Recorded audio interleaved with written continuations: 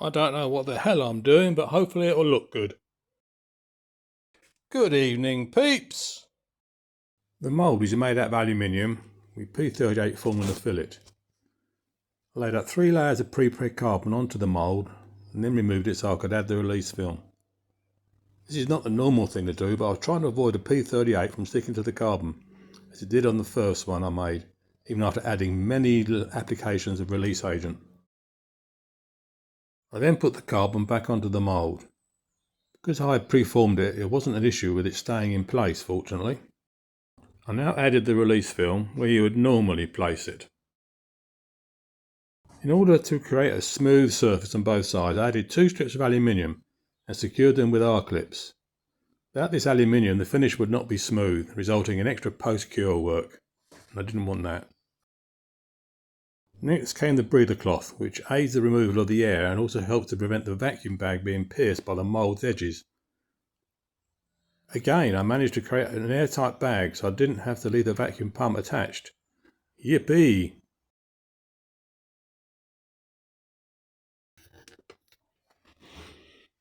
Okay, this has been cooking at 200 degrees C for a couple of hours.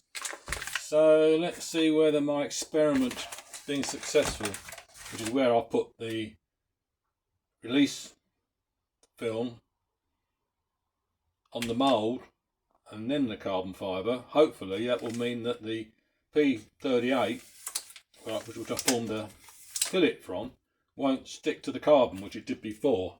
Which is not a problem, apart from it takes a while to sand it all off. I thought, I wonder whether this would actually work. It will or it won't. Let's see.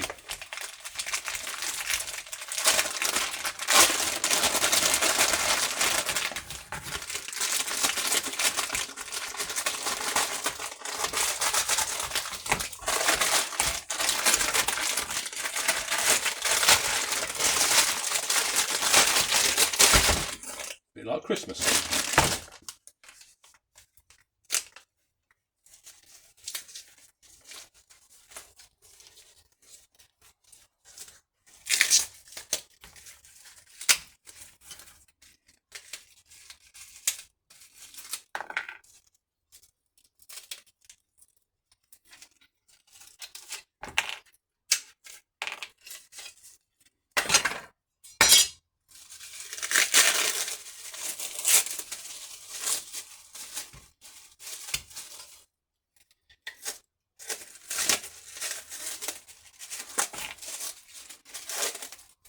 Right, now here we go.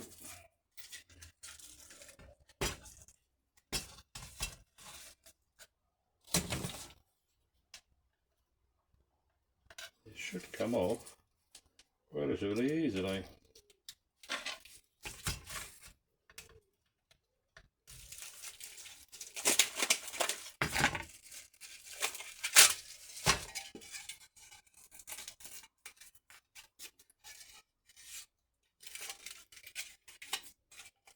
That's not too bad.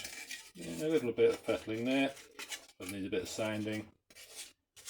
Because I'm painting it anyway, I'm not too bothered about the overall finish. But it's a lot less work to do now than it would be if the P38 was stuck all along here last time. Great, I can work with that. Now, got 2. Great, on to the next task. See you all soon.